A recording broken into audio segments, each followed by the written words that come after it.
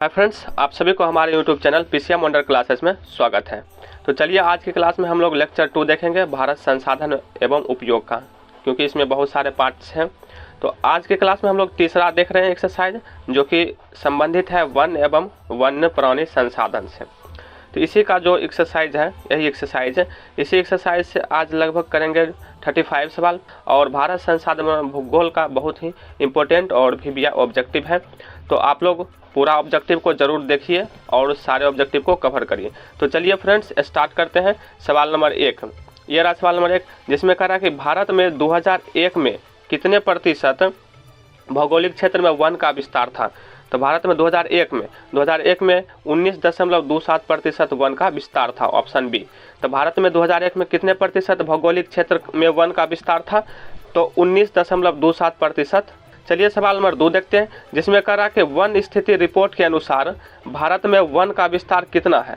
One स्थिति report, ये one की स्थिति को रिपोर्ट करता है, दर्शाता है कौन कितना है कब। तो वन स्थिति रिपोर्ट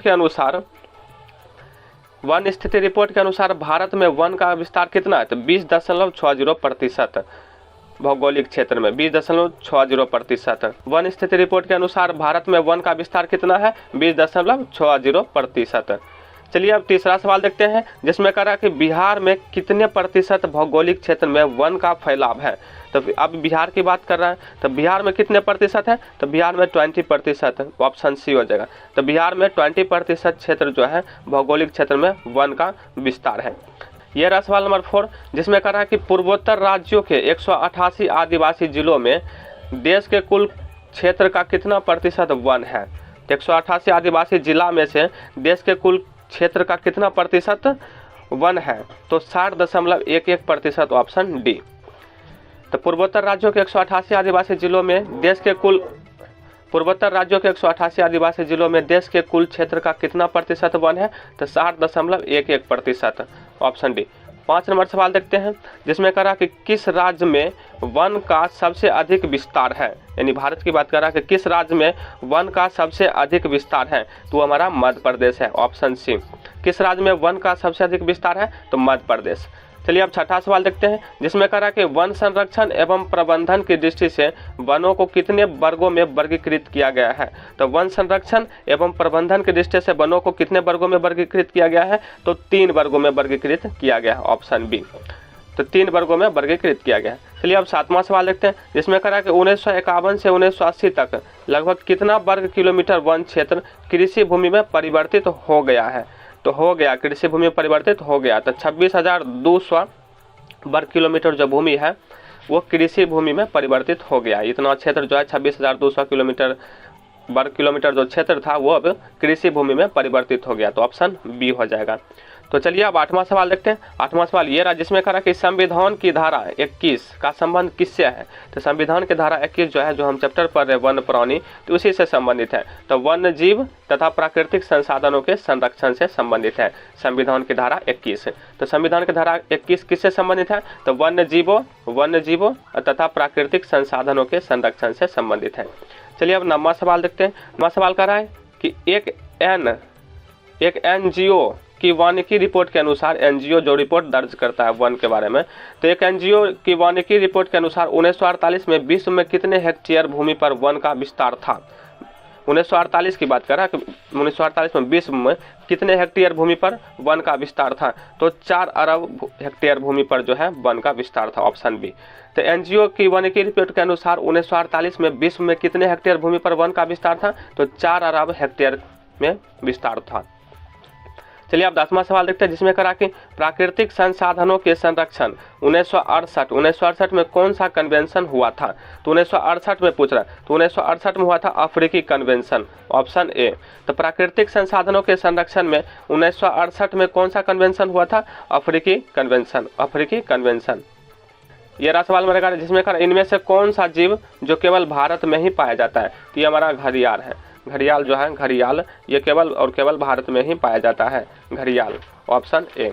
तो कौन सा जीव केवल भारत में पाया जाता है, घड़ियाल। 12 नंबर सवाल, भारत का राष्ट्रीय पक्षी क्या है। तो भारत का राष्ट्रीय पक्षी जो है वो है मोर, मयूर। तो भारत का राष्ट्रीय पक्षी क्या है, मयूर।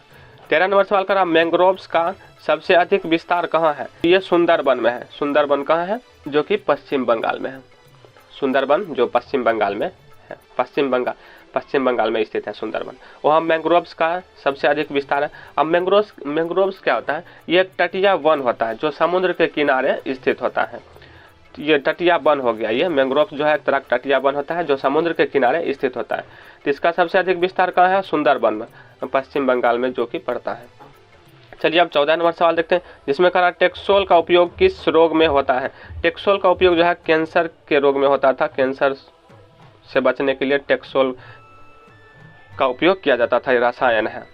तो टेक्सोल का उपयोग किस रोग में होता था? कैंसर में। टेक्सोल का उपयोग किस रोग में होता था? कैंसर में। ऑप्शन सी हो जाएगा राइट आंसर। चलिए अब 15 सवाल देखते हैं। 15 नंबर, जिसमें करा कि चरक का संबंध किस देश से था? चरक का संबंध भारत देश से था। Option C. चरक का संबंध किस देश से था? भारत देश से था।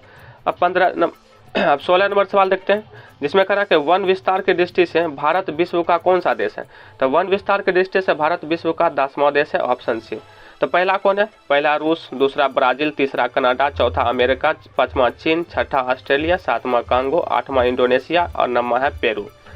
तो 10वां है भारत, हमारा भारत। तो वन विस्तार की दृष्टि से भारत विश्व का कौन सा देश है? 10वां। और पहला देश की बात किया जाएगा तो रूस। सवाल नंबर 17, जिसमें करा कि बिहार के 38 जिलों में से कितने जिलों से वन क्षेत्र समाप्त हो गया है? तो लगभग जो है 17 जिलों से वन क्षेत्र जो है वो समाप्त हो चुका है। तो बिहार के 38 जिलों में से 17 जिलों में समाप्त हो चुका है। कुछ है तो वो भी जंगल झाड़ जिसको बोलते हैं ना, वही है। तो बिहार के 38 जिलों में से 17 जिलों में से वन का जो है क्षेत्र समाप्त हो गया। 18 सवाल देखते हैं। 18वां सवाल, जिसमें कहा कि नदी घाटी परियोजना कब लाई गई थी? तो नदी घाटी परियोजना 1952 ईस्वी में लाई गई थी। तो नदी घाटी परियोजना कब लाई गई थी? 1952 ईस्वी में। 19 नंबर सवाल देखते हैं, जिसमें कहा कि नदी घाटी परियोजना के कारण कितने वर्ग किलोमीटर से अधिक वनों को नष्ट करना पड़ा? परियोजना जब भी लाते हैं या सड़क निर्माण होता है तो क्या होता है? वनों की कटाई करनी पड़ती है, जो मार्ग में आता है उसको काटना पड़ता है। तो इसी तरह जब नदी घाटी परियोजना बन रही थी तो उसमें कितने वनों को नष्ट करना पड़ा? लगभग कितने वर्ग किलोमीटर तक? तो वो 5000 वर्ग किलोमीटर तक वन को नष्ट करना पड़ा। Option D. तो नदी घाटी परियोजना के कारण कितने वर्ग किलोमीटर से अधिक वनों को नष्ट करना पड़ा? 5000 वर्ग किलोमीटर से भी अधिक वनों को नष्ट करना पड़ा। चलिए अब 20 नंबर सवाल देखते हैं, जिसमें कहा कि टाइगर रिजर्व डोलोमाई के खनन किस राज्य में है? यो पश्चिम बंगाल में। ऑप्शन ए हो जाएगा। तो टाइगर रिजर्व डोलोमाई के खनन किस राज्य में है? पश्चिम बंगाल में।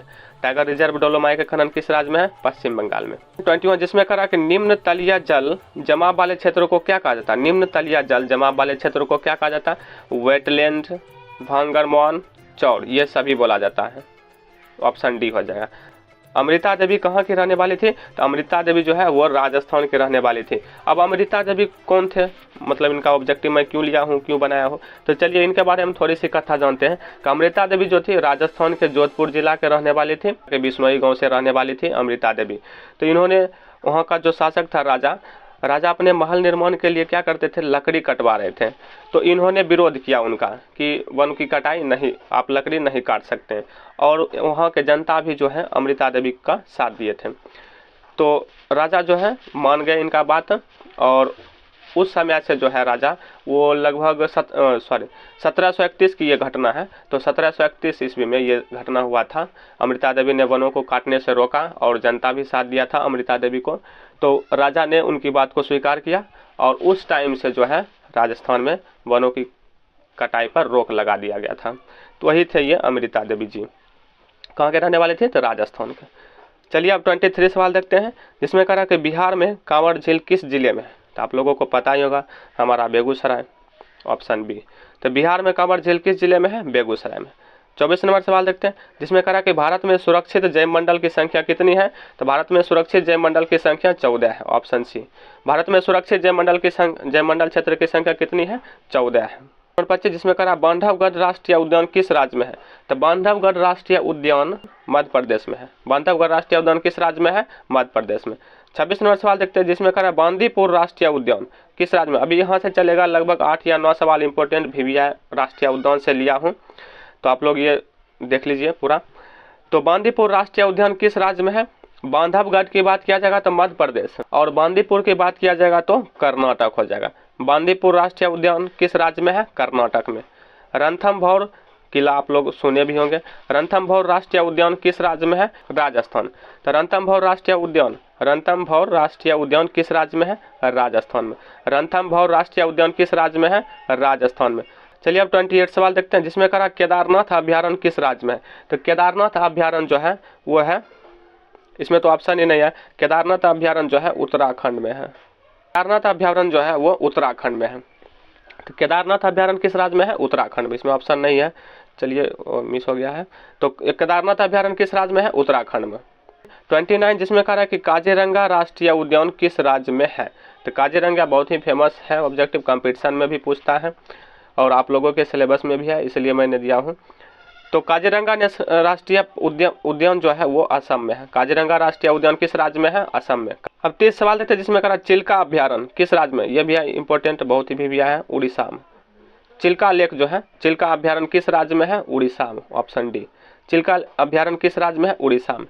31 नंबर देखते हैं, जिसमें कहा कि इंद्रावती राष्ट्रीय उद्यान किस राज्य में है? इंद्रावती राष्ट्रीय उद्यान छत्तीसगढ़ में है।